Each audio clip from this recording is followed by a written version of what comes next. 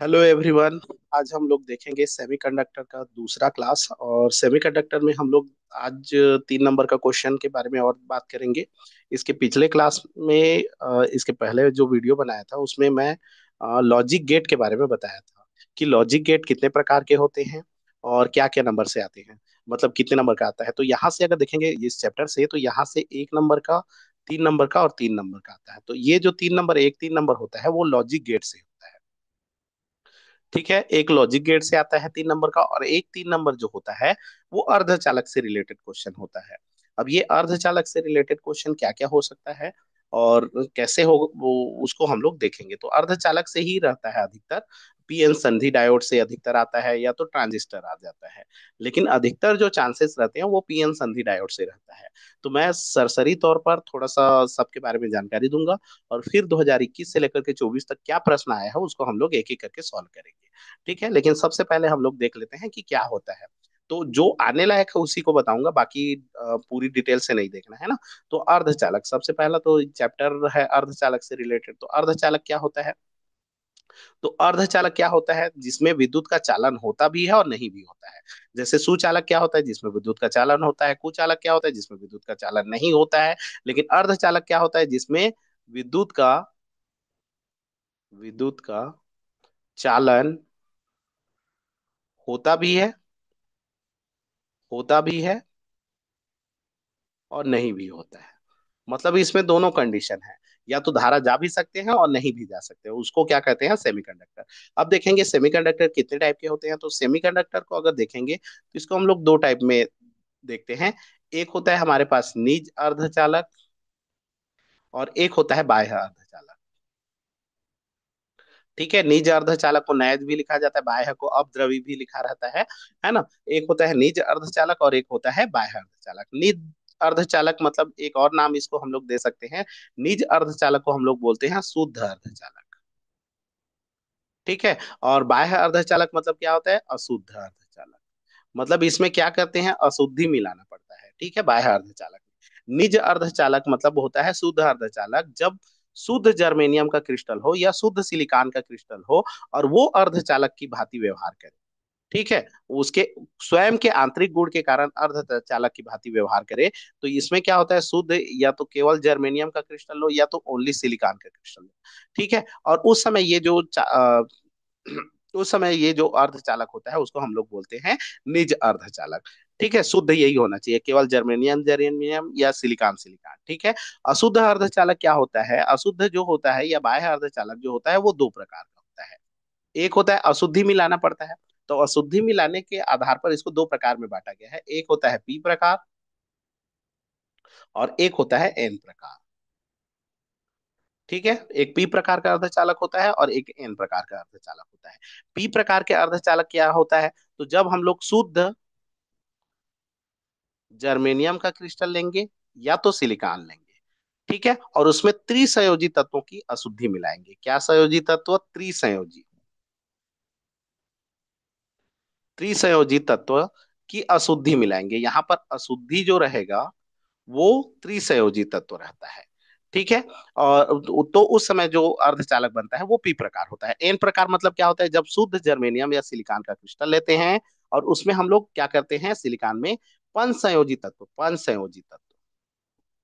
पांच लिख दिया हूं मतलब पंच समझ जाना। पंच संयोजी तत्व की अशुद्धि मिलाते हैं। तो उस समय जो अर्धचालक बनता है वो एन प्रकार का होता है।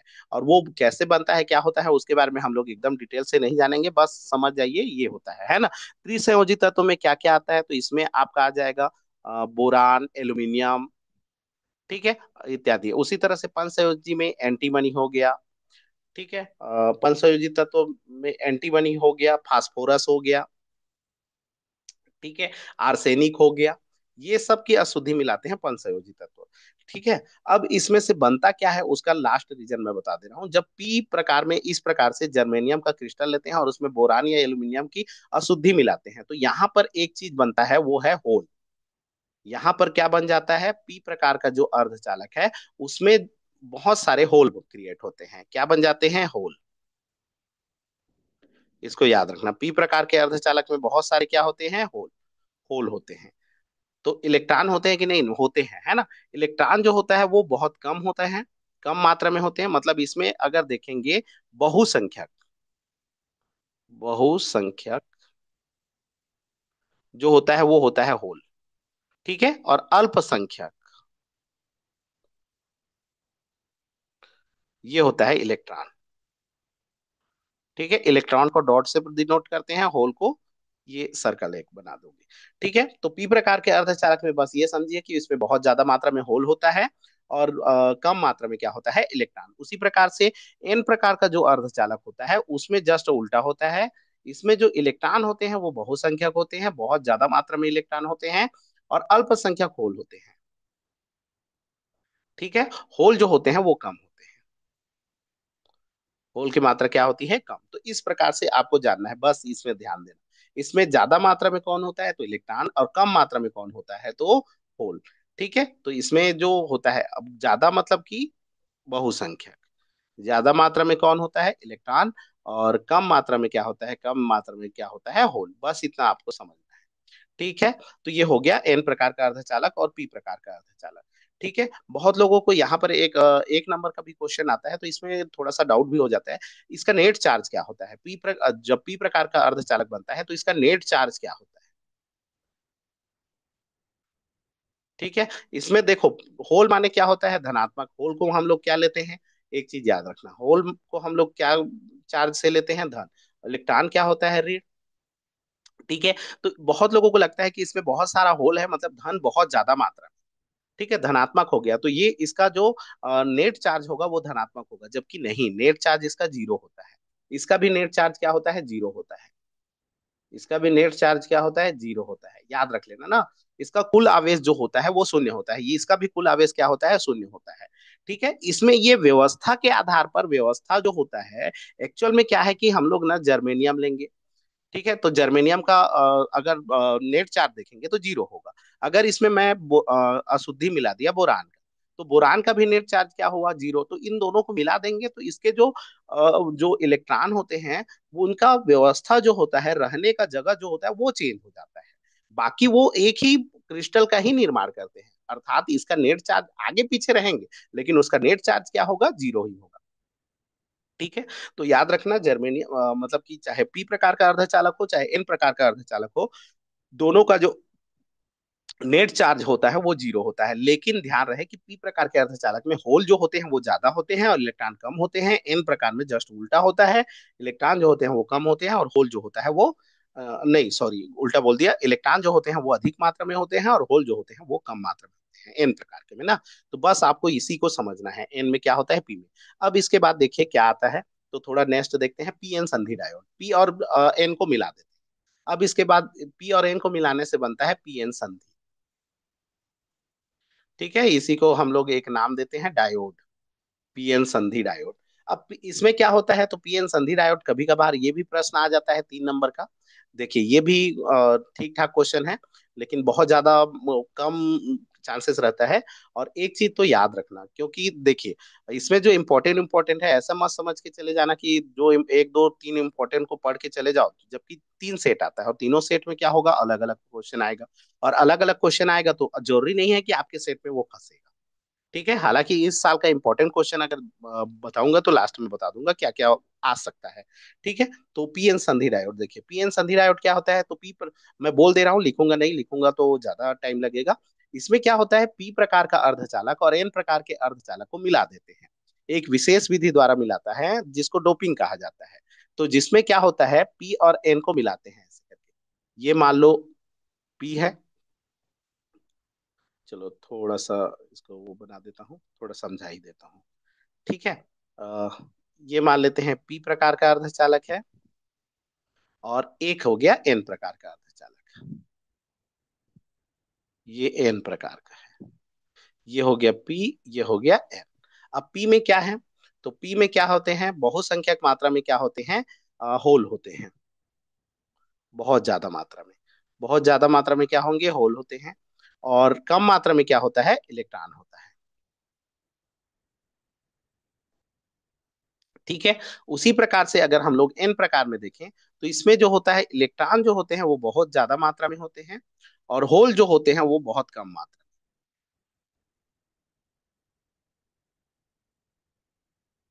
मान लो ये सब इलेक्ट्रॉन है, ये हो कम मात्रा में होते हैं। तो ऐसा करने से क्या होता है, देखो ये जो बीच वाला भाग है, यहाँ पर होल और जो इलेक्ट्रॉन है वो बहुत पास आ जाते हैं, जिसके कारण से होल तो पॉजिटिव है और इलेक्ट्रॉन जो है वो नेगेटिव है।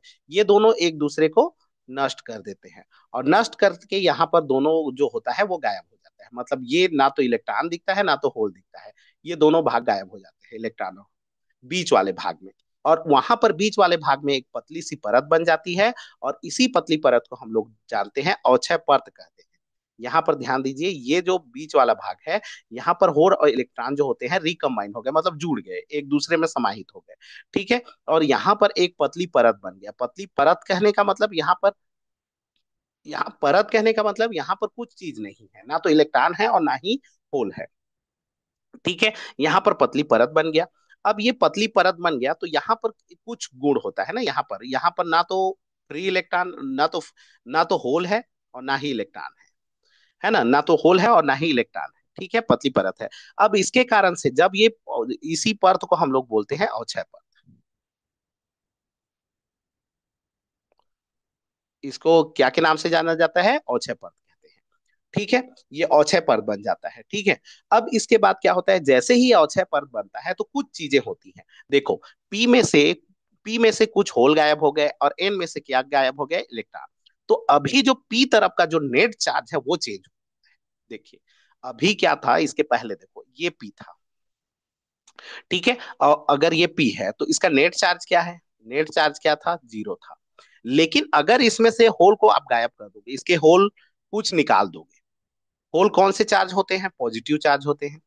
ठीक है। अब होल निकल गया तो इसका जो नेट चार्ज हो जाएगा वो नेगेटिव हो जाएगा, क्योंकि धन चले गए ना, तो इसका नेट चार्ज क्या हो जाएगा, ऋण हो जाएगा। उसी प्रकार से अगर एन के देखें तो एन में क्या होते हैं, एन का पहले देखा जाए तो नेट चार्ज तो जीरो था शुरू में, लेकिन अगर यहां से इलेक्ट्रॉन गायब हो गए, यहाँ के इलेक्ट्रॉन जो है वो गायब हो गए, इलेक्ट्रॉन में होता है ऋण आवेश। अब गायब हो गए तो जितने ऋण गायब होंगे उतने क्या बन जाएंगे इसके अंदर में, धन। तो यही चीज को आपको थोड़ा सा ध्यान देना है ना। जैसे ही यहाँ पर क्या होता है, पी तरफ के होल गायब होते हैं, तो पी तरफ जो होता है वो रीढ़ बन जाता है। लेकिन बहुत लोगों को लगता है पी तो में होल है, होल तो धन होता है तो धन हो जाएगा, नहीं। पी तरफ जो होता है वो नेगेटिव चार्ज हो जाता है, क्योंकि उसके होल गायब हो गए हैं। ठीक है। उसी तरह से एन तरफ क्या हो जाता है, पॉजिटिव बन जाता है। तो यहां पर देखो एक प्रकार का इलेक्ट्रिक फील्ड बन गया। यहाँ पर नेगेटिव पॉजिटिव, कहीं पर भी पॉजिटिव और नेगेटिव लेंगे तो वहां पर क्या होता है, एक विद्युत क्षेत्र बन जाता है ना। वहां पर धन से ऋण की ओर एक क्या बन जाता है, विद्युत क्षेत्र। तो यहाँ पर भी एक क्या बन गया, विद्युत क्षेत्र बन गया। आप सोच सकते हो, यहाँ पर विद्युत क्षेत्र जिसके कारण से यहाँ पर अल्प धारा प्रवाहित होता है। ठीक है। मतलब यहाँ पर एक पोटेंशियल क्रिएट हो गया। कहने का मतलब क्या होता है, जहां पर भी हम लोग देखिए, एक बैटरी होता है, बैटरी में प्लस माइनस होता है, प्लस होता है, माइनस और प्लस। तो तभी अब देखो, एक माइनस है और एक प्लस है, तो एक का पोटेंशियल ज्यादा है, एक का पोटेंशियल कम है, तो यहाँ पर पोटेंशियल डिफरेंस हो जाता है। मतलब यहाँ पर विभवांतर उत्पन्न हो जाता है।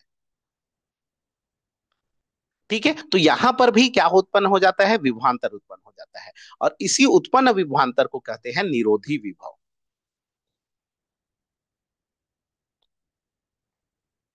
ठीक है। इसको क्या के नाम से जानते हैं, निरोधी विभव कहते हैं। नहीं जी, सॉरी सॉरी, रोधिका विभव कहते हैं, सॉरी, रोधिका विभव।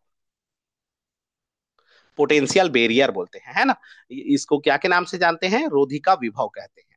तो ये जो होता है यहाँ पर क्या उत्पन्न हो जाता है, रोधिका विभव उत्पन्न हो जाता है। ठीक है जी। हाँ, तो ये इस तरह से होता है। तो आपको बस इतना चीज समझना है। समझना क्या है, कि हमारे पास पी प्रकार अगर आ गया, पी एन संधि डायोड क्या है, प्रश्न आ गया, 3 नंबर का आ गया, बताइए और उसको लिखिए।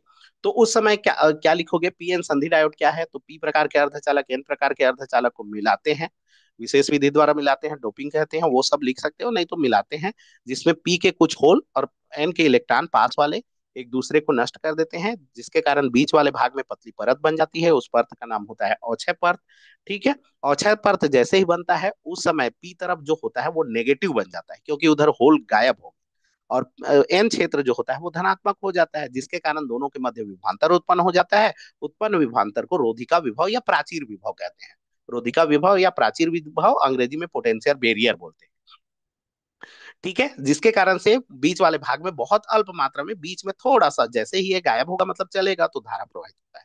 अल्प मात्रा में धारा प्रवाहित होता है, लेकिन ये धारा प्रवाहित होते नहीं रहता है, बस हुआ खत्म।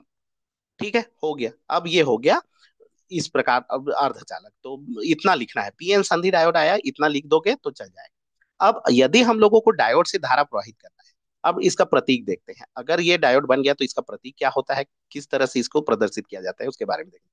तो अगर हम लोग इसका बनाएंगे प्रतीक, ठीक है, तो इसका डिनोट करेंगे, तो ये ऐसे गोल गोल बिंदी बिंदी नहीं लगाते, ये है डायोड का प्रतीक। ठीक है, सर्कल लगा सकते हो, नहीं लगाओगे तो भी चलेगा। इसका जो पीछे वाला भाग होता है इसको पी बोलते हैं, आगे वाला भाग को एन बोलते हैं, याद रख लेना। ठीक है, ये जो नुकीला भाग होता है उसको एन, और ये जो पीछे वाला भाग होता है उसको क्या के नाम से जाना जाता है, पी। तो ये पी एन संधि डायोड हो गया। तो पी एन संधि डायोड का प्रतीक ये होता है। कभी भी बनाना होगा तो ऐसे बना सकते हो, इसको अंदर को कलर करो मत करो वो आपकी मर्जी। ठीक है, ये प्रतीक हो गया। तो पीएन संधि डायोड तो समझ में आ गया होगा। अब देखो, किसी डायोड से अपने आप धारा जाता है क्या, नहीं। बीच में थोड़ा सा धारा जाता है, उसके बाद नहीं जाता है ना। तो अगर हम लोगों को देखना है कि ये संधि डायोड है, एक अर्धचालक है, इससे धारा जा रहा है कि नहीं जा रहा है, तो उसके लिए हम लोग क्या लगाते हैं, इसके साथ में बैटरी लगाते हैं। अब बैटरी लगाने के तरीके दो प्रकार के। ठीक है, देखो अब ये हमारे पास एक डायोड आ गया। ठीक है, और इसके पीछे साइड को हम लोग क्या बोलेंगे, पी, और इधर को क्या बोलेंगे, एन। ठीक है, अब इसमें बैटरी लगाएंगे। बैटरी जो होता है दो प्रकार के लगा सकते हैं, इधर को ऋण और इधर को धन कर सकते हैं। और एक तरीका ये भी हो सकता है कि हम लोग, ये पी है ये एन है, चित्र ऐसे ही बनाना ना, इधर को धन करें और इधर को ऋण करेंगे, ऐसे जोड़ देंगे तो बैटरी को, मतलब दो तरीके से बैटरी को जोड़ा जा सकता है। ठीक है, तो इसी को हम लोग बायस के नाम से जानते हैं, इसी को हम लोग अभिनति या बायस बोलते हैं। इस तरह से जोड़ना को हम लोग बोलते हैं बायसिंग करना, बायस। ठीक है, तो एक होता है फॉरवर्ड बायस, मतलब अग्र अभिनत होता है, और एक होता है पश्च अभिनत। तो जब हम लोग देखो, अगर पी को हम लोग रीढ़ से जोड़ेंगे और एन को क्या से जोड़ेंगे, धन से, तो इसको हम लोग बोलते हैं पश्च अभिनत। पश्च अभिनत बोलो, अभिनति बोलो, कुछ बोलो, या फिर अंग्रेजी में बोलेंगे तो रिवर्स बायस। ठीक है, इसको क्या बोलते हैं, रिवर्स बायस। उसी प्रकार से यदि पी को हम लोग धन से जोड़ते हैं, देख लो, तरीका ये भी तो हो सकता है, पी को अगर हम लोग किससे जोड़े, धन से, और एन को किससे जोड़े, ऋण से, तो इसको बोलते हैं हम लोग अग्र अभिनत।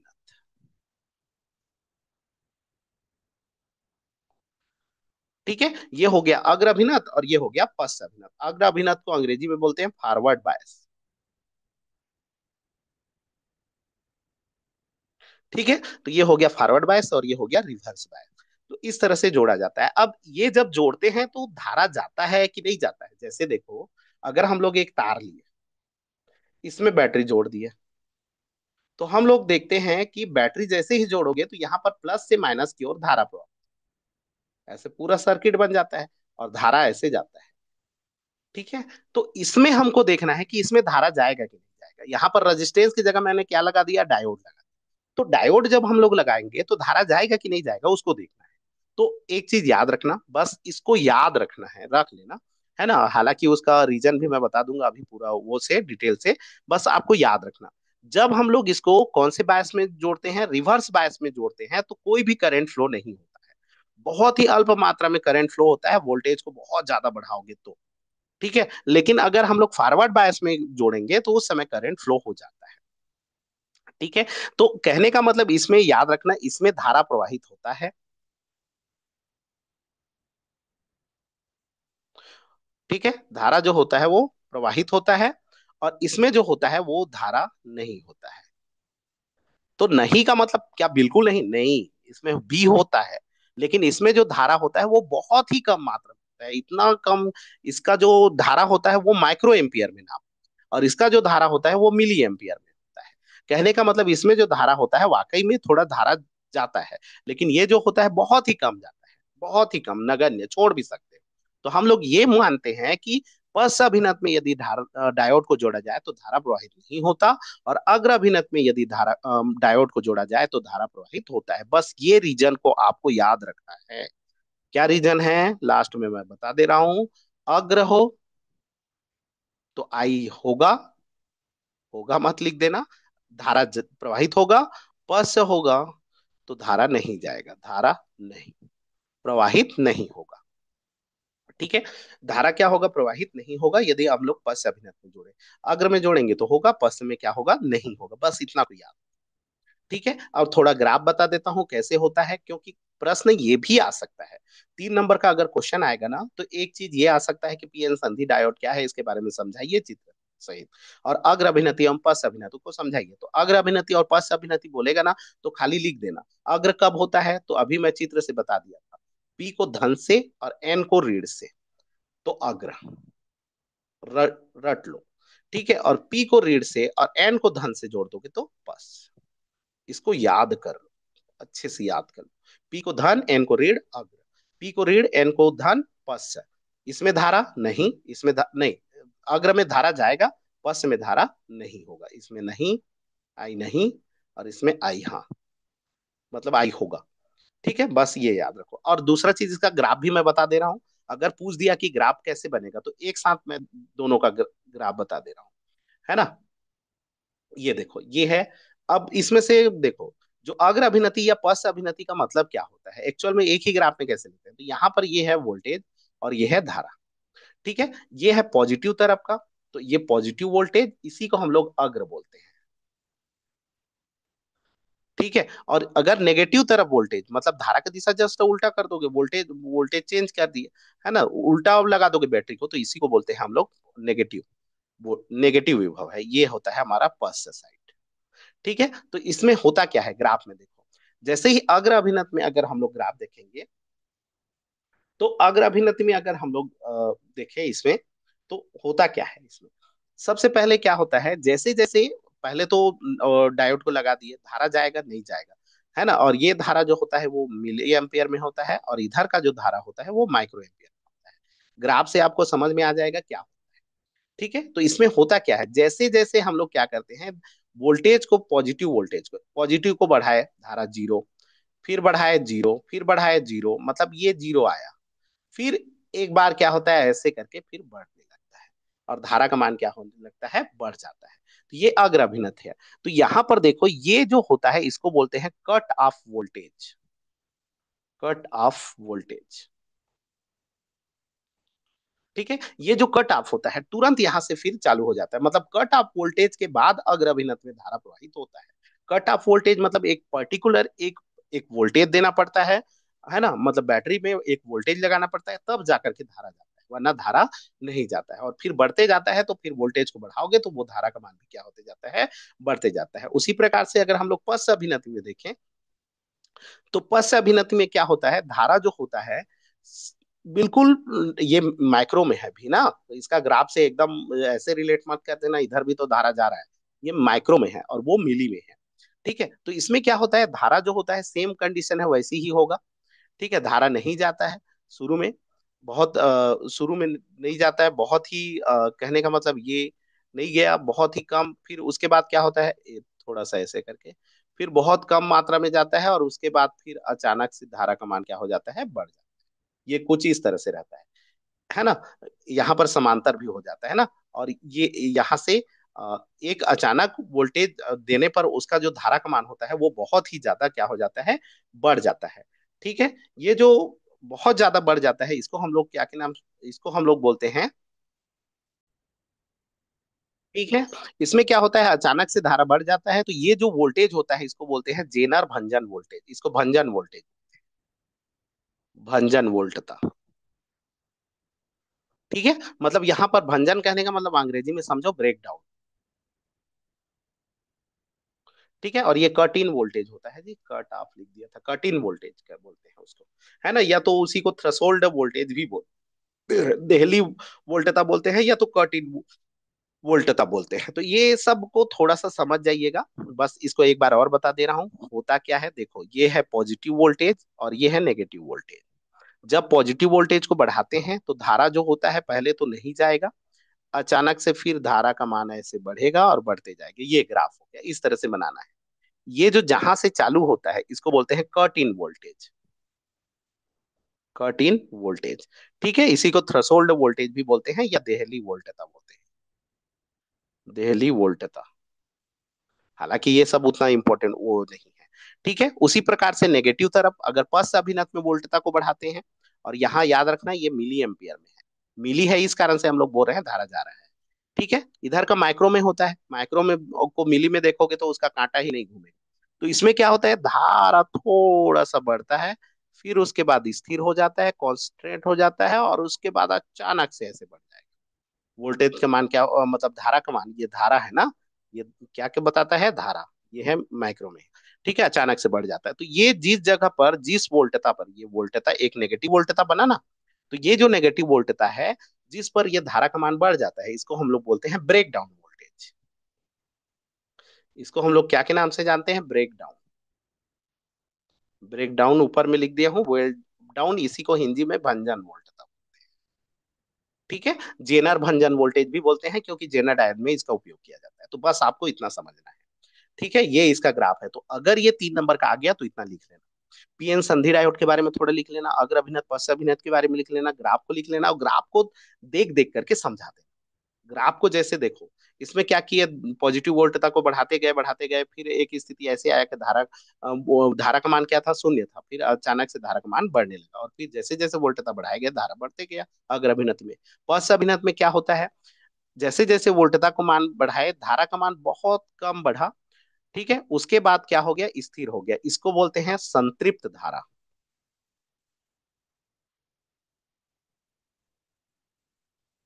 इसको क्या के नाम से जानते हैं, संतृप्त धारा बोलते हैं, सेचुरेटेड करंट। जैसे क्या होता है कि आप लोग संतृप्त विलयन पढ़े होंगे, कि जब हम लोग किसी मतलब पानी में शक्कर को घोलते जाते हैं तो घुलते जाता है, एक स्थिति ऐसी आती है कि वो फिर घुलना बंद कर देता है, तो उसी को हम लोग संतृप्त विलयन बोलते हैं। तो सेम यहाँ पर धारा भी होता है, घुलना बंद कर दिया मतलब कांस्टेंट हो गया, जहां पर वो कांस्टेंट हो जाता है वो आपका संतृप्त। तो यहाँ पर ये हो गया संतृप्त धारा, या अंग्रेजी में बोलते हैं सेचुरेटेड करंट, तो यहाँ पर सेचुरेट हो जाता है। ठीक है, तो ये इस तरह से होगा। चलिए, अब इसका अगर ये क्वेश्चन आ गया तो इतना बना लेना, और नहीं आया तो इससे रिलेटेड मोस्ट इंपॉर्टेंट क्वेश्चन आता ही आता है, और जो है डायोड का यूज। डायोड का यूज क्या क्या में किया जाता है, तो देखो, अब यहाँ पर हम लोग देखेंगे अगला, यहाँ से इंपॉर्टेंट टॉपिक है ना। अब हम लोग एक चीज तो पता चल गया, डायोड कैसे दिखता है, तो ये कुछ इस तरह से होता है, पीछे को पी बोलते हैं, इधर को एन बोलते हैं। दूसरा जानकारी ये हुआ कि अगर हम लोग पी को धन से एन को ऋण से बोले तो अग्र हो जाता है, और इस समय आई होता है। ठीक है, और अगर पी को हम लोग ऋण से और एन को धन से जोड़ दें तो ये प्लस हो जाता है। इसमें आई नहीं बोलते हैं, मतलब धारा का मान अगर मिली एम्पियर में नापे तो नहीं दिखेगा। ठीक है, माइक्रो में दिखेगा बहुत ही कम, तो उसको छोड़ दो। ठीक है, तो ये नहीं होता है। तो कहने का मतलब अग्र में धारा जाता है, पश्च में धारा नहीं जाता है, तो इसी का हम लोग यूज करते हैं। अब इसके यूज जो होता है, डायोड का दो उपयोग होता है, एक होता है डिस्टकारी। ठीक है, जो कि बहुत ही इंपॉर्टेंट क्वेश्चन है, अक्सर ये 3 नंबर का पूछ देता है, डिस्टकारी। ठीक है, और डिस्टकारी भी दो प्रकार के होते हैं, एक होता है पूर्ण तरंग, ठीक है, और एक होता है अर्ध तरंग। अभी पढ़ेंगे।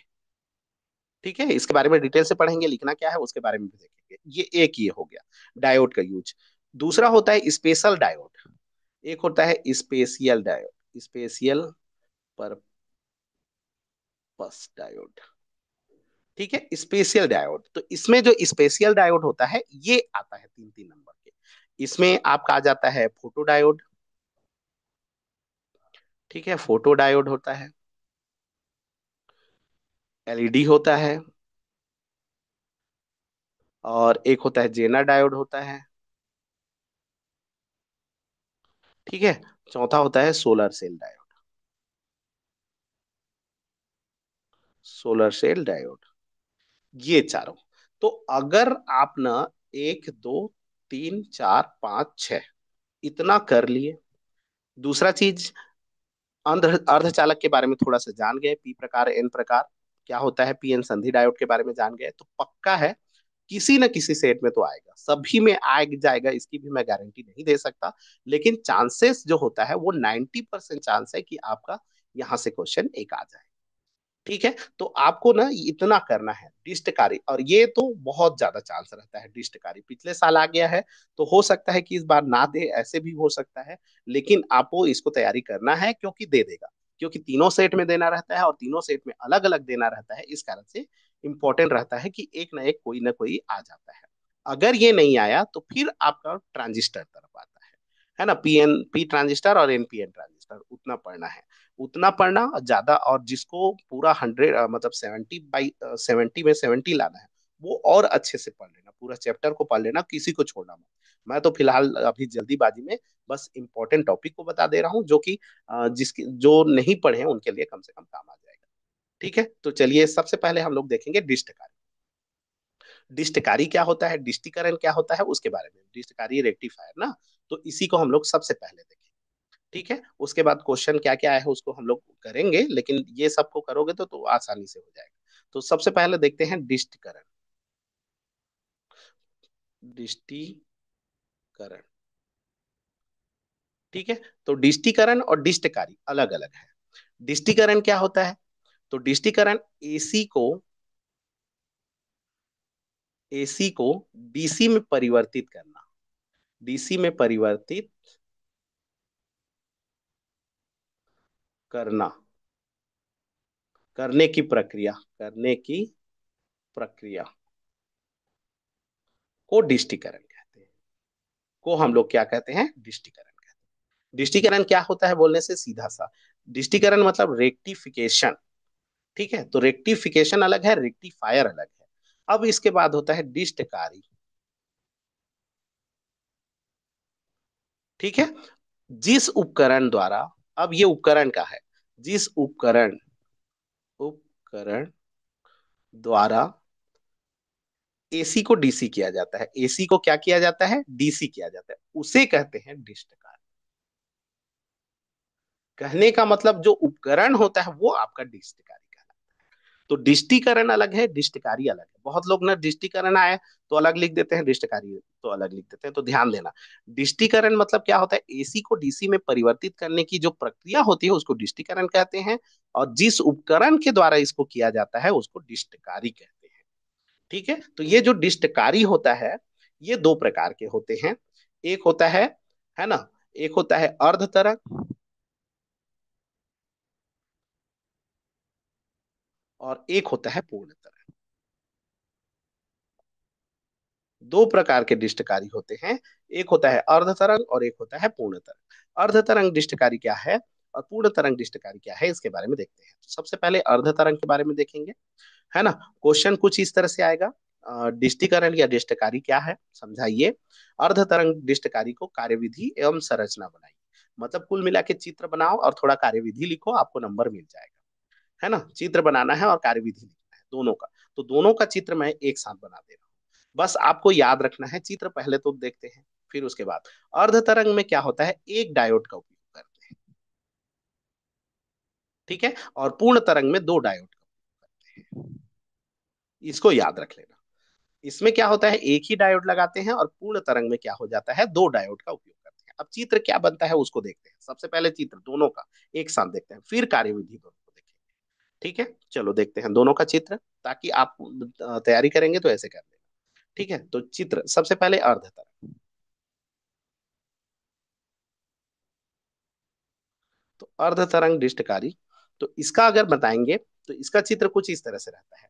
अब देखो, थोड़ा सा मैं आप लोगों को समझा दूं क्या होता है डिस्टकारी और कैसे ये करते हैं। थोड़ा सा बता दे रहा हूँ, बाकी एकदम इसको वो नहीं करना है ना। चाहोगे तो स्किप कर लेना, इसको बढ़ा लेना। एक्चुअल में होता क्या है, देखो हमको एसी है उसको डीसी बनाना है। थोड़ा समझो, एसी क्या होता है, ये करंट है। इसका मतलब क्या होता है, इसका मतलब ये होता है कि ये पॉजिटिव वोल्टेज भी मिलता है, नेगेटिव वोल्टेज भी मिलता है, पॉजिटिव वोल्टेज भी मिलता है, नेगेटिव वोल्टेज भी मिलता है, पॉजिटिव वोल्टेज भी मिलता है, नेगेटिव वोल्टेज भी मिलता है। वही जो पॉजिटिव और नेगेटिव वोल्टेज बोलते हैं ना, उसी को पॉजिटिव नेगेटिव का मतलब वही है कि यहाँ पर पॉजिटिव, यहाँ पर ये जो प्लस लिखा है इसका मतलब क्या है, तो इसका मतलब ये है कि अगर मैं दो पॉइंट ले लूं, ए और बी ले लूं, ठीक है, तो यहां पर ए अगर प्लस है और बी माइनस है, तो नेगेटिव जो होता है, नेगेटिव इसका जस्ट नेगेटिव बना, तो नेगेटिव में जस्ट ये उल्टा हो जाएगा। जो माइनस है ना वो प्लस हो जाएगा, और जो प्लस है ना वो माइनस हो जाएगा। नेगेटिव का अर्थ वही होता है। नेगेटिव वोल्टेज का मतलब ये जो ग्राफ है इसको ये नीचे जाता है वाला बात नहीं है। नेगेटिव का मतलब होता है, जैसे पॉजिटिव का मतलब अगर धारा ऐसे जा रहा है, तो नेगेटिव मतलब ऐसे जाएगा। है ना, डायरेक्शन चेंज होता है। तो इसमें यही है, प्लस माइनस चेंज होता है, एक ये वाला प्लस है तो ये माइनस हो जाएगा, और ये वाला माइनस है तो ये प्लस हो जाएगा। किसी को भी कोई कर सकते हो, जरूरी नहीं है कि ये प्लस ये माइनस ये प्लस ये माइनस। इसमें इसको लिख दो और इसमें इसको लिख दो तो भी चलेगा, या इसमें इसको लिखोगे और इसमें इसको लिखोगे तो भी चलेगा, मतलब दो पॉइंट है। ठीक है, तो पॉजिटिव वोल्टेज का मतलब होता है कि एक अगर प्लस है और दूसरा माइनस है, तो नेगेटिव वोल्टेज ये होता है, इसी में नेगेटिव भी तो आएगा ना। तो नेगेटिव का मतलब होता है कि ये जस्ट उल्टा हो जाएगा, प्लस वाला माइनस हो जाएगा और माइनस वाला प्लस पोटेंशियल हो जाएगा। बस इतना याद रखना है, इतना आपको समझना है। ठीक है, तो एक तो ये होता है। तो यहां पर देख लीजिए, चूंकि प्लस माइनस होते रहता है तो वो एसी है। अब डीसी में कन्वर्ट करना है। डीसी का मतलब होता है, अगर ए प्लस है और बी माइनस है, ठीक है, तो वो हमेशा ऐसे ही होना चाहिए, अगले में भी ये प्लस ये माइनस, अगले में भी ये प्लस ये माइनस, अगले में भी ये प्लस ये माइनस, चेंज नहीं होना चाहिए, तब हम लोग इसको बोलते हैं डीसी। एसी मतलब क्या होता है, वो दोनों चेंज होते रहेंगे। ठीक है, तभी तो धारा का डायरेक्शन चेंज होगा ना।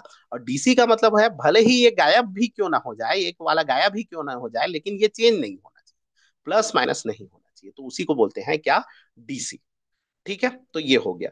अब इसमें हम लोग उपयोग क्या करते हैं, तो रेक्टिफायर में होता क्या है, तो आमतौर पर हम लोग देखें रेक्टिफायर मतलब, तो हमारे आमतौर पर अगर दैनिक जीवन में देखें, जैसे चार्जर, घर में सप्लाई कितना आता है, 220 वोल्ट आता है, वो भी एसी आता है। अब यहाँ पर एक चार्जर लगा है, एक क्या लगा है, चार्जर, मोबाइल चार्जर है, ये मोबाइल चार्जर है ना। ठीक है, मोबाइल चार्जर है, और यहाँ से आपने मोबाइल को चार्ज किया, वो है डीसी। अब ये कितना वोल्ट डीसी होगा, 5 वोल्ट 6 वोल्ट 12 वोल्ट जो भी है, मान लो 12 वोल्ट डीसी है या 5 वोल्ट डीसी है। ठीक है, तो सबसे पहले देखो तो ये वोल्ट कितना है, वो भी एसी और ये डीसी। तो सबसे पहला तो काम है कि इसके वोल्टेज को कम करो। अब वोल्टेज को कम कैसे करोगे, तो यहां पर हम लोग लगाएंगे ट्रांसफार्मर।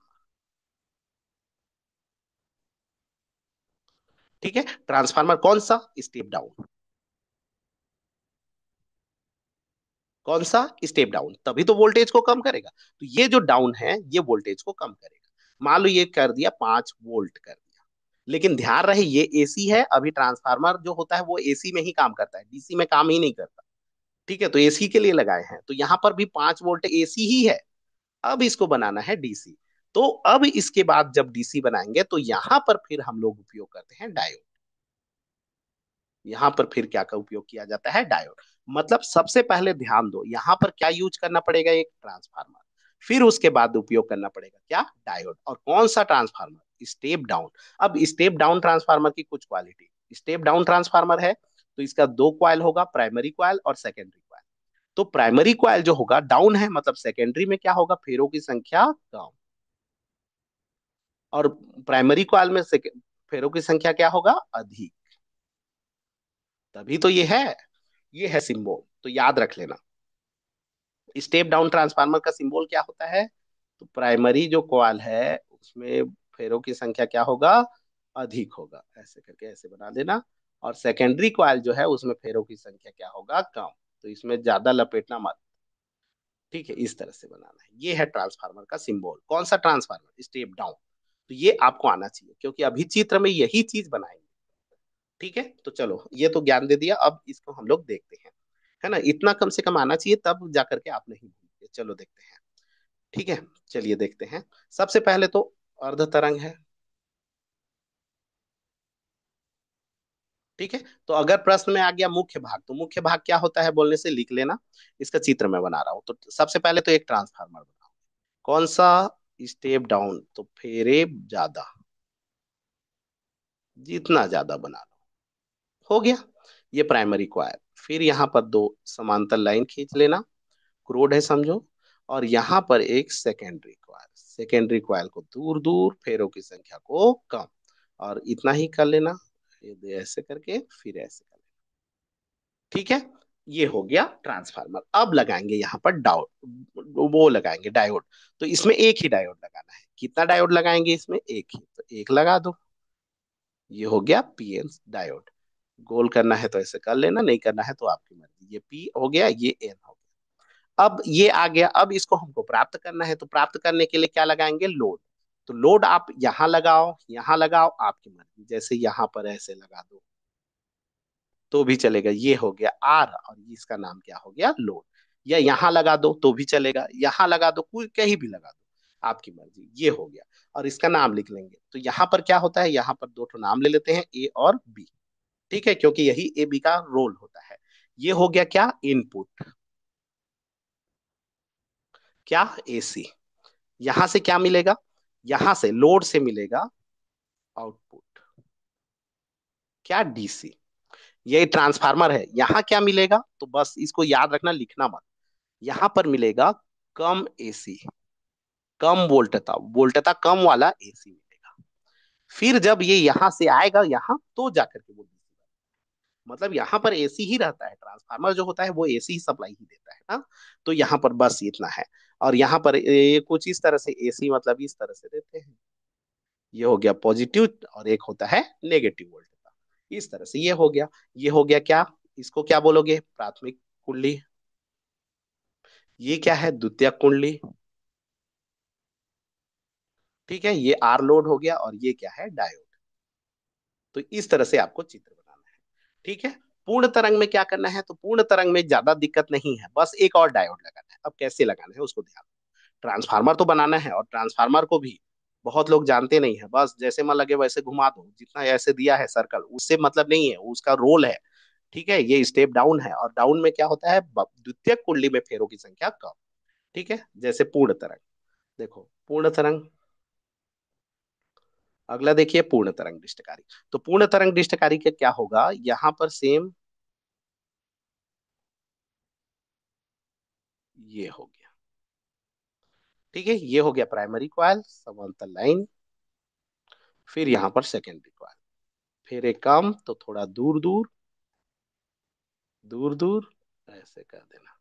ठीक है, और यहाँ पर दो डायोड, ऊपर में भी एक डायोड लगा देना, इसका नाम डी लिख लेना यहाँ पर, और नीचे भी एक डायोड लगा देना, सेम ऐसे ही लगाना है। डायोड का सिंबल यही होता है, पीछे तरफ को पी, इधर को एन बोलते हैं, इसको पी, इधर को क्या बोलेंगे, एन। अब यहाँ पर हम लोगों को आउटपुट लेना है, तो आउटपुट कहाँ से लेंगे, तो ऐसे बीच में मत लगा देना, ऐसे नहीं लगा सकते, ऐसे आपको मिलेगा ही नहीं आउटपुट। आउटपुट लेने के लिए क्या होगा कि आपको ना एक सिरा यहां से जोड़ना पड़ेगा बीच से, तो यहाँ पर हम लोग क्या करते हैं, टेपिंग कर देते हैं, ऐसे जोड़ते हैं इसको। ध्यान देना, ऐसे नहीं करना है ना, ऐसे करोगे तो वोल्टता मिलेगी ही। तो इसको जोड़ दो पूरा। ठीक है, और बीच वाले भाग में लगा दो लोड, ये हो गया लोड। ठीक है, ये क्या हो गया, लोड। लोड का नाम लिख देना, ऐसे करके इधर को सी, इधर को डी, ऐसे करके इधर को सी, इधर को क्या, डी। और ये आर है, ये हो गया D1, ये हो गया D2। ध्यान देना, उसको कहाँ जोड़ना है, बीच में जोड़ना है ना, यहाँ पर मत जोड़ना, यहाँ पर जोड़ोगे तो ना तो कुछ नहीं मिलेगा, है ना, क्योंकि धारा कंप्लीट होना चाहिए। एक बार D1 से जाएगा तो ऐसे जाता है, D2 से जाएगा तो ऐसे जाता है, मतलब दोनों तरफ में धारा का डायरेक्शन को हमको देखना रहता है। तो ध्यान देना है, पूर्ण तरंग में जो लोड होता है ना, उसको बीच में जोड़ना है, और अर्ध तरंग में क्या होता है, यहाँ पर भी जोड़ोगे तो भी चल जाएगा।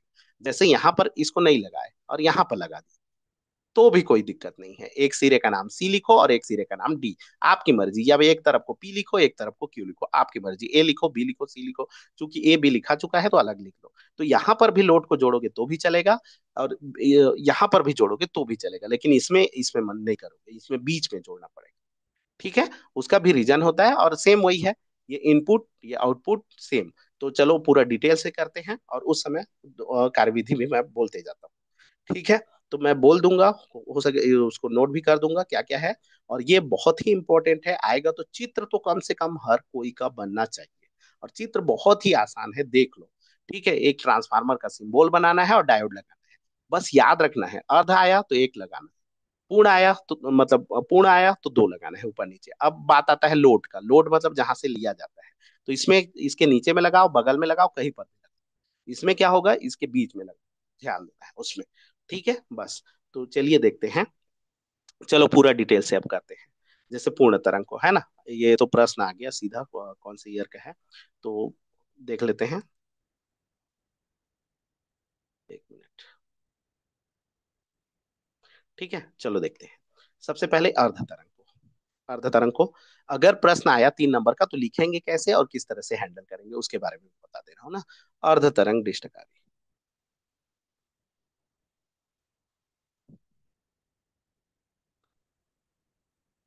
ठीक है।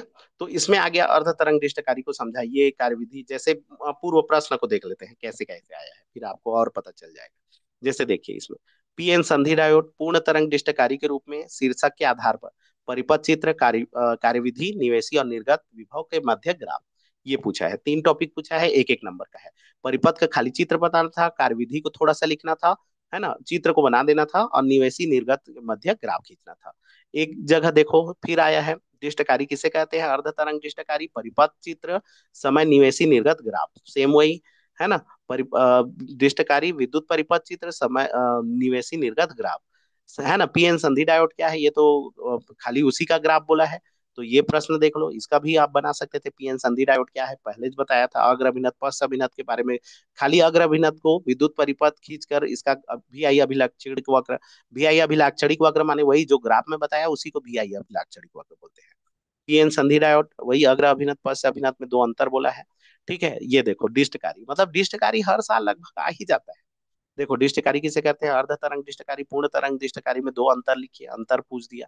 ठीक है। संधि ट्रांजिस्टर, इसमें एक बार में ट्रांजिस्टर आ गया था, पीएन पीएन पीएन ट्रांजिस्टर में दो अंतर लिखिए, है ना। और एक बार फिर ये देखिए आ गया पीएन संधि डायोड का परिपथ नामांकित चित्र कार्यविधि। ठीक है। संधि डायोड पश्च अभिनत बैटरी के साथ किस प्रकार जोड़ा जाना चाहिए, शुद्ध फिर ये एक एक नंबर का आ गया है। फिर सब एक एक नंबर का है, मतलब 21 से 22 तक देखा जाए तो सबसे ज्यादा जो आ रहा है वो है अर्ध तरंग और पूर्ण तरंग दृष्टिकारी। अच्छे से करो, हो सकता है डबल सेट में भी डबल डबल भी आ जा रहा है, तीनों सेट में जरूरी नहीं होता कि नहीं चाहेगा वाला। ठीक है। तो चलिए देखते हैं, मतलब परिपथ आरेख पूछा है, टॉपिक वाइज पूछेगा तो भी। अब देखो अगर बोलेगा परिपथ आरेख तो यहाँ पर बना देता हूँ परिपथ आरेख। ठीक है। चित्र वही जो बनाया था उसी को अच्छे से आपको बनाना है, बस मैं एक बार और बना दे रहा हूँ। ठीक है। इधर ध्यान देना, ज्यादा लपेट, जितना ज्यादा लपेटो। फिर समांतर लाइन स्केल से खींच लेना, फिर इधर कम, थोड़ा दूर दूर ऐसे, और एक डायोड। ठीक है। यहाँ पर लगा दिए लोड, बस ऐसे चित्र हो गया।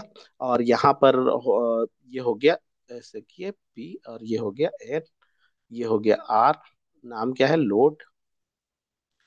यहाँ पर दो ठो नाम दे देना सी और डी, इधर सी इधर डी भी लिख सकते हो, आपकी मर्जी। यहाँ पर दो ठो नाम लिख लेना।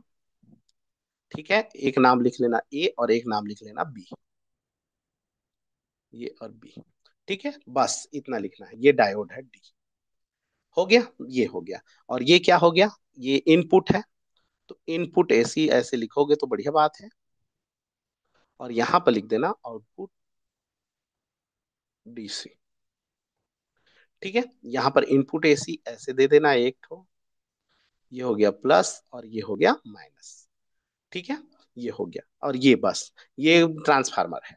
ये ट्रांसफार्मर का कौन सा कुंडली है, तो ये है प्राथमिक कुंडली और ये है द्वितीयक कुंडली।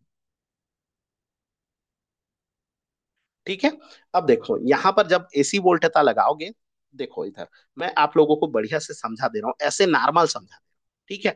जब हम लोग यहाँ पर एसी वोल्टेता लगाएंगे तो ट्रांसफार्मर का काम है वोल्टेज को कम करना।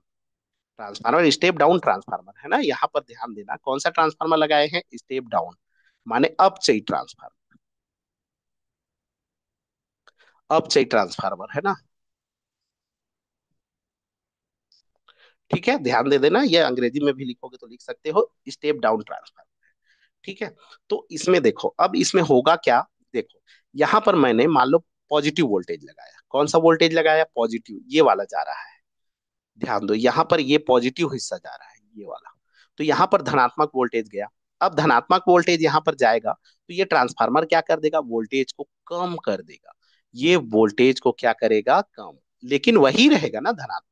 अब धनात्मक का मतलब क्या होता है, तो धनात्मक का मतलब बताया कि अगर दो पॉइंट लो तो एक को अगर आप प्लस लिखोगे तो दूसरे को क्या लिखना पड़ेगा, माइनस।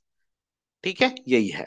और जैसे ऋणात्मक होगा तो ये जस्ट उल्टा का लिखोगे। तो यहाँ पर मैंने दो पॉइंट लिया, उसी का नाम लिखा हूं ए और बी दोनों का सिरा।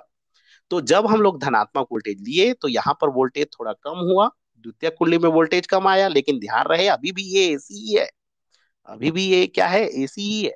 अब यहाँ पर क्या हो गया, धनात्मक वोल्टेज आया।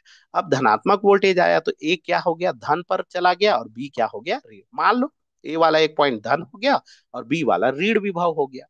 अब जब ऐसे बनेगा तो देखो, अगर ऐसे हुआ तो पी तरफ क्या हो गया, धन, और एन तरफ क्या हो गया, एन तो इधर से जुड़ा है ना, ऋण। तो ये अभिनत कौन सा हो गया, अग्र। और अग्र अभिनत में धारा जाता है, कैसे जाएगा, प्लस से माइनस, मतलब ऐसे करके ऐसे करके ऐसे धारा जाएगा। और धारा का डायरेक्शन होगा सी से डी, मतलब सी से डी में धारा आपको मिलेगा। ठीक है। दूसरा, जैसे ही नेगेटिव चक्र आया, देखिए समझो, अभी आया नेगेटिव चक्र। जब नेगेटिव चक्र आएगा तो यहां पर भी वोल्टेज क्या होगा, सेम, कम। लेकिन ध्यान रहे चक्र नेगेटिव है, अगर नेगेटिव है तो ये वाला साइन चेंज हो जाएगा जी। अभी ये क्या हो जाएगा, ये जो प्लस था वो हो जाएगा माइनस, और ये जो माइनस था वो हो जाएगा प्लस। बस, ये माइनस हो गया और ये क्या हो गया, प्लस। अब जब ये माइनस हो गया तो पी तरफ क्या हो गया, ऋण, और एन तरफ क्या हो गया, एन किससे जुड़ गया, धन। अभी कौन सा अभिनत हो गया, बस। क्या यहां से ऐसे करके धारा ऐसे मूव करेगा, नहीं, ये ऐसे धारा नहीं जाएगा, डायोड तो धारा को जाने ही नहीं देगा ना। तो कहने का मतलब पस अभिनत में डायोड से धारा प्रवाहित नहीं होगा। अब देखो, एक चक्र आया जिसमें धारा गया, ठीक है। देखो, ये वाला में धारा नहीं गया, नेगेटिव चक्र में धारा नहीं गया। फिर उसके बाद फिर पॉजिटिव आ जाएगा, क्योंकि एसी है ना, एसी तो फिर पॉजिटिव नेगेटिव होगा। अब इसके बाद फिर पॉजिटिव आएगा, जब ये फिर पॉजिटिव आएगा तो फिर ये पॉजिटिव और ये नेगेटिव हो गया तो अग्र हो जाएगा, फिर धारा मिलेगा। और डायरेक्शन क्या होगा, धारा तो ऐसे ही जाएगा ना। तो देखो, एक बार मिल रहा है ऐसे, जैसे देखो ये दे ऐसे, और दूसरे बार में गायब। फिर उसके बाद फिर मिल रहा है ऐसे, क्या दिशा चेंज हो रहा है, नहीं। धारा क्या ऐसे जा रहा है, और अगली बार में, अगर अगली बार में ऐसे चला जाए धारा, उल्टा ऐसे, तो उस कंडीशन में हम लोग बोलेंगे कि ये एसी है। चूंकि धारा का डायरेक्शन ऐसे है, अगले बार में भी ऐसे है, अगले बार में भी ऐसे है, तो वो क्या हो गया, डीसी।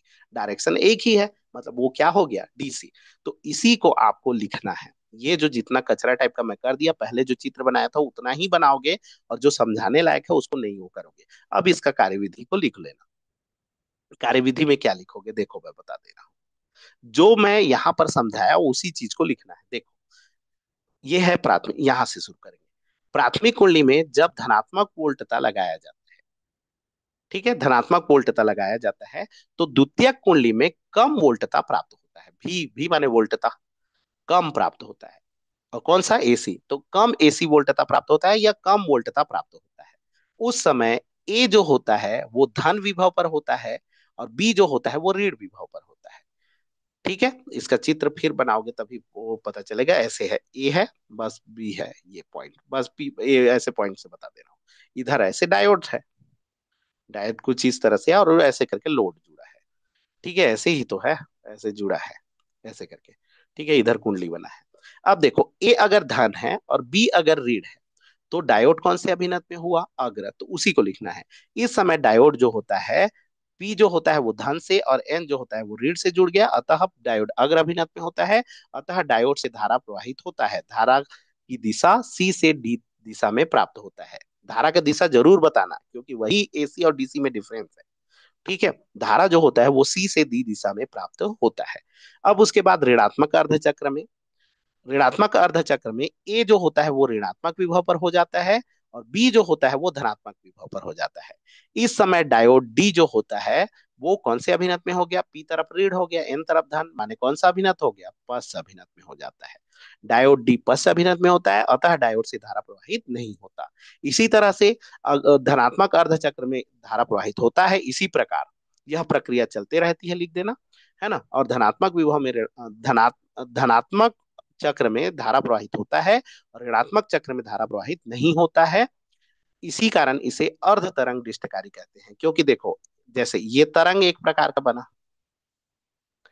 ठीक है, तो ये वाला चक्र आया तो इधर मिला, लेकिन ये वाला आया तो नहीं मिला। ये वाला फिर आएगा तो फिर मिलेगा आपको, लेकिन ये वाला आएगा नेगेटिव वाला तो नहीं मिलेगा। नेगेटिव आएगा तो मिलेगा क्या, नहीं। तो इस तरह से इसको हम लोग बोलते हैं अर्ध तरंग डिस्ट कार्य। ठीक है, कार्यविधि एक बार और बोल दे रहा हूं, धीरे से लिख लेना। जब प्राथमिक कुंडली में एसी वोल्टता लगाया जाता है तो द्वितीयक कुंडली में कम एसी वोल्टता प्राप्त होता है। ऐसे लिख सकते हो, या तो धनात्मक चक्र से ही चालू करोगे तो भी चलेगा। ठीक है, या फिर ऐसे लिख लेना, धनात्मक चक्र में इसी को ऐसे लिखना जी, पहले बोला उसी को लिख लेना। जब प्राथमिक कुंडली में एसी वोल्टता लगाया जाता है तो द्वितीय कुंडली में कम एसी वोल्टता प्राप्त होता है। प्रथम अर्ध चक्र में, ये प्रथम चक्र है ना, प्रथम आधा चक्र है, तो इसको हम लोग दो भागों में बांटते हैं। इसको बोलते हैं प्रथम अर्ध चक्र, और इसको बोलते हैं द्वितीय अर्ध चक्र, है ना। या फिर प्रथम ना बोलोगे तो धनात्मक लिख देना, धनात्मक अर्ध चक्र, और इसको बोलोगे ऋणात्मक अर्ध चक्र। तो धनात्मक अर्ध चक्र में ए धन विभव पर होता है और बी ऋण विभव पर होता है। इस समय डायोड डी अग्र अभिनत में होता है, अतः धारा सी से डी दिशा में प्राप्त होता है। ऋणात्मक अर्धचक्र में ए ऋण विभव पर हो जाता है, बी धन विभव पर हो जाता है। इस समय डायोड पश्च अभिनत में होता है, अतः डायोड से कोई भी धारा प्रवाहित नहीं होता। उसमें बोलना जी कि इस समय डायोड अग्र अभिनत में होता है, अतः धारा प्रवाहित होता है, जो कि सी से डी दिशा में प्राप्त होता है। और द्वितीय ऋणात्मक अर्धचक्र में डायोड पश्च अभिनत में होता है, अतः डायोड से कोई भी धारा प्रवाहित नहीं होता, प्राप्त नहीं होता है। यह प्रक्रिया चलते रहती है और धारा का प्रवाह होते रहता है ना। चूंकि प्रथम अर्ध चक्र में धारा का प्रवाहित होता है और द्वितीय में नहीं होता है, इस कारण से इसे अर्ध तरंग डिस्ट कार्य कहते हैं। बस इतना लिख लोगे। ठीक है, इसके बाद ग्राफ बनाओगे। ग्राफ बनाने का तरीका बस देखो, ग्राफ कैसे बनाना है, बहुत इजी है। ये है, ठीक है, ये हो गया। इसमें क्या करते हैं, ग्राफ बनाते हैं। तो ये हो जाएगा, पहला लाइन को लिखोगे इनपुट एसी, अंग्रेजी में ही लिख लेना, इनपुट एसी। ठीक है, और ये है आउटपुट डीसी। ठीक है, और इसका ग्राफ बनाना है, ये वोल्टता का ग्राफ है। ग्राफ बनाने का तरीका ऐसे कर लेना, आप लोग ना बराबर बराबर ऐसे लाइन खींच लेना, ऐसे करके, ऐसे डॉट डॉट, बराबर बराबर, ताकि आप लोग बनाओगे ना तो दिक्कत नहीं होगा। मेरे में टेढ़ा टेढ़ा हो रहा है। अब देखो एसी का डायग्राम क्या होता है, तो एसी तो कुछ इस तरह से होगा, ये हो गया पॉजिटिव नेगेटिव पॉजिटिव नेगेटिव, और जहां जहां कटा है वैसे वैसे करते जाना, ऐसे करके। ठीक है, अब देखो ये पॉजिटिव में आपको धारा मिला, मिला कैसे मिला, एक डायरेक्शन में मिलेगा, ऐसे मान लो ऐसे मिला, जरूरी नहीं है नीचे मिलेगा तो भी चलेगा। डीसी मतलब ऐसे नहीं होता, ऋणात्मक जो हुआ वो डीसी नहीं, दिशा चेंज नहीं होना चाहिए, फिर वो डीसी हो जाएगा। ठीक है, नेगेटिव में नहीं मिला तो ये गायब रहेगा। फिर ये पॉजिटिव आया, फिर मिलेगा, ये फिर इसमें ऐसे भर देना। ठीक है, और बराबर बराबर हाइट करना, नेगेटिव में फिर छोड़ देना, फिर पॉजिटिव आया फिर भर देना, ऐसे करके फिर नेगेटिव में फिर छोड़ देना। ये हो गया निवेशी और निर्गत के मध्य ग्राफ। इनपुट को बोलते हैं हिंदी में निवेशी, और आउटपुट को बोलते हैं निर्गत। तो ये हो गया निर्गत वोल्टता और निवेशी वोल्टता, इसको वोल्टता लिख लेना। ठीक है, वोल्टता के मध्य क्या हो गया, ग्राफ हो गया। इस तरह से आप लोग बना लोगे। ठीक है, बना लीजिएगा, अच्छे से एक बार देखिएगा, आपको समझ में आ जाएगा, बहुत ही इजी है, बिल्कुल तैयारी करके जाइएगा। चलिए देखते हैं नेक्स्ट, पूर्ण तरंग दृष्टिकारी। पूर्ण तरंग दृष्टिकारी। ठीक है, पूर्ण तरंग दृष्टिकारी का चित्र, चित्र तो बिल्कुल एक नंबर का, किसी का नहीं चूकना चाहिए आया तो। ये है प्राथमिक कुंडली, ये हो जाएगा द्वितीयक, थोड़ा दूर दूर। ठीक है, इसमें लगा दो डायोड एक, इसका नाम लिए D1। ये हो गया P, ये हो गया N। इधर लगाए डायोड D2। ये हो गया, पीछे को क्या बोलते हैं P और आगे को N। फिर इसमें हम लोग लोड लगाएंगे बीच में टेपिंग करके, और इसका नाम लिख देंगे CD ना। आ, इसको लिखा C, इसको लिख दिया D। ठीक है, और यहाँ पर दो नाम लिख लेंगे A, और यहाँ पर क्या लिख लेंगे B। सेम वही है, कार्यविधि सेम है ना। यहाँ पर क्या लगाएंगे, इनपुट एसी। एसी का चित्र क्या होता है, ये पॉजिटिव नेगेटिव। ठीक है। और जैसे ही यहाँ पर दोगे तो यहाँ पर वोल्टता कम होगा, सेम वही लिखना है इसमें भी। देखो मैं बोल रहा हूँ, ये है प्राथमिक कुंडली, ठीक है। तो इसमें लिखना, लिखोगे कैसे, है ना। प्राथमिक कुंडली, याद रखना, पहले ही याद करोगे प्राथमिक कुंडली, है ना। एसी वोल्टता लगाया जाता है, एसी वोल्टता लगाया जाता है। तो द्वितीयक में क्या होगा, कम एसी वोल्टता प्राप्त होता है, कम एसी वोल्टता प्राप्त होता है। बस, फिर उसके बाद आ जाना अर्धचक्र से। जब प्राथमिक कुंडली में एसी वोल्टता लगाया जाता है तो द्वितीयक कुंडली में कम एसी वोल्टता, स्टेप डाउन ट्रांसफार्मर है ये ना, ट्रांसफार्मर वोल्टेज को कम करता है तो कम वोल्टता प्राप्त होता है। उसके बाद लिखोगे सीधा अर्धचक्र से। अब लिखोगे धनात्मक अर्धचक्र, धनात्मक अर्धचक्र में ए क्या हो जाएगा और बी क्या हो जाएगा, बस उसको ध्यान देना। धनात्मक अर्धचक्र में ए जो होगा एक पॉजिटिव साइन हो जाएगा और बी क्या होगा, नेगेटिव। कुछ भी हो सकता है, उल्टा भी करोगे तो भी चल जाता है, लेकिन आप ऐसे कर लेना, ऊपर को प्लस नीचे को माइनस। अब देखो, अगर ये ऐसे हुआ तो किस तरह से जुड़ा, पी किससे जुड़ गया, ये वाला पी किससे जुड़ा, धन से। एन किससे जुड़ा, तो एन तो इधर साइड है ऋण से, तो ये क्या अभिनत हो गया, अग्र। तो D1 अग्र हो गया। D2 के बारे में देखो, D2 के बारे में अगर देखेंगे तो D2 जो है P किससे जुड़ा है, ऋण से। N किससे जुड़ा है, धन से, मतलब D2 क्या हो गया, पस। तो बस इसी को लिखना है। जब ए धन विभव पर होता है, बी ऋण विभव पर होता है, तो D1 जो है वो कौन से अभिनत में है, अग्र। D2 जो है वो कौन से अभिनत में है, पश्च। तो D1 से धारा जाएगा और D2 से धारा नहीं जाएगा, कोई दिक्कत नहीं, कोई दिक्कत नहीं, इसमें नहीं जाएगा तो क्या होता है, D1 से धारा जाएगा ना, डायरेक्शन क्या होगा, डायरेक्शन इस तरह से होगा। देखो D1 से अगर धारा देंगे तो ये कुछ ही सब प्लस से माइनस जाता है ना, ये है प्लस और ये है माइनस, इस तरह से। डायरेक्शन देखो C से D, तो याद रखना इसमें धारा जाएगा, है ना। D1 से धारा जाएगा, D1 से धारा जाएगा और दिशा क्या होगा, C से D दिशा, दिशा में धारा प्राप्त होगा, सी से डी दिशा में धारा क्या होगा, प्राप्त होगा। सेम अब द्वितीय अर्ध चक्र में या ऋणात्मक अर्ध चक्र में, अब यहां पर सेम यहीं पर आ जाओ, ऋणात्मक अर्ध चक्र। अब यहां पर देखो ऋण अर्ध चक्र, देखो जो यहां पर लिख रहा हूं उसी को लिखते जाना है। ऋण अर्ध चक्र में ए और बी चेंज हो जाएंगे। अभी क्या होगा, अभी जो होगा ये जस्ट अपोजिट हो जाएंगे, ए क्या हो जाएगा, नेगेटिव, और बी क्या हो जाएगा, पॉजिटिव। बोला था ना, चेंज हो जाता है, ऋणात्मक है तो ये चेंज हो जाएगा, ए ऋण हो गया और बी क्या हो गया, धन। अब देखो अगर ये ऋण हो गया तो पी क्या से जुड़ा, ऋण से, तो अभी ये क्या हो गया, पश्च। और D2 क्या हो गया, देखो पी किससे हो गया, धन से, तो ये क्या हो गया, अग्र। तो अभी D1 जो होगा वो पश्च हो गया और D2 जो होगा वो अग्र हो गया, ठीक। तो किससे धारा जाएगा, इसमें आई नहीं होगा, इसमें धारा होगा, धारा जाएगा, ऐसे लिखना ना। D2 से धारा प्रवाहित होगा। अब डायरेक्शन क्या होगा, तो D2 से देखते हैं। D2 अभी देखो, D2 का डायरेक्शन देखेंगे ना, देखो ये D2 है, तो ये देखो अभी ये प्लस है ना यहां से, तो ये ऐसे जाएगा। अब देखो ऐसे भी गया तो डायरेक्शन क्या हुआ, प्राप्त जहां से हो रहा है उसको देखोगे ना, सी से डी में प्राप्त होगा, तो डायरेक्शन क्या हुआ, सी से डी ही तरफ जा रहा है। देखो ये तीर किधर से किधर जा रहा है, सी से डी, तो D2 से भी धारा जो होता है वो सी से किधर दिशा में प्राप्त होता है, डी दिशा में प्राप्त होता है। देख लो, D1 से भी मिला सी से डी, D2 से भी मिला सी से डी, इसी कारण से ये DC है, ठीक है। तो चूंकि प्रथम अर्ध चक्र में D1 से धारा प्रवाहित होता है, द्वितीय अर्ध चक्र में D2 से धारा प्रवाहित होता है, चूंकि दोनों अर्ध चक्र में धारा प्रवाहित होता है, इस कारण से इसे पूर्ण तरंग डिष्टकारी कहते हैं। इस कारण से इसे क्या कहा जाता है, पूर्ण तरंग डिष्टकारी कहते हैं। लिख लोगे, एक बार और बोल दे रहा हूँ, प्राथमिक कुंडली में एसी वोल्टता लगाया जाता है तो द्वितीय कुंडली में कम एसी वोल्टता प्राप्त होता है प्रेरण के कारण। लिखना चाहोगे तो लिख सकते हो, वरना बस लिख देना द्वितीय कुंडली में कम एसी वोल्टता प्राप्त होता है ना। अब इसके बाद धनात्मक अर्धचक्र में ए धन विभव पर, बी ऋण विभव पर होता है, D1 अग्र में होता है तो धारा नहीं जाता, D2 पश्च में होता है तो उससे धारा जाता है, नहीं जी सॉरी, D1 अग्र में होता है तो इससे धारा जाता है, D2 पश्च में होता है इस कारण से इससे धारा नहीं जाता है, तो D1 से धारा प्राप्त होता है। दिशा जरूर बताना, C से D दिशा में धारा प्राप्त होता है।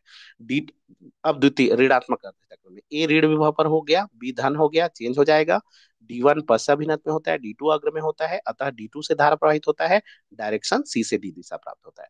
चूंकि दोनों अर्धचक्र में धारा प्रवाहित होता है, ठीक है, इस कारण इसे पूर्ण तरंग दृष्टिकारी कहते हैं। ग्राफ खींच लेते हैं।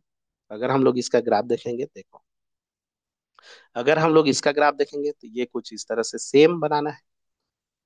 बनाओगे ग्राफ कैसे? ये हो गया इनपुट एसी वोल्ट था, वोल्टेज लिख लेना। यह है आउटपुट डीसी वोल्टेज।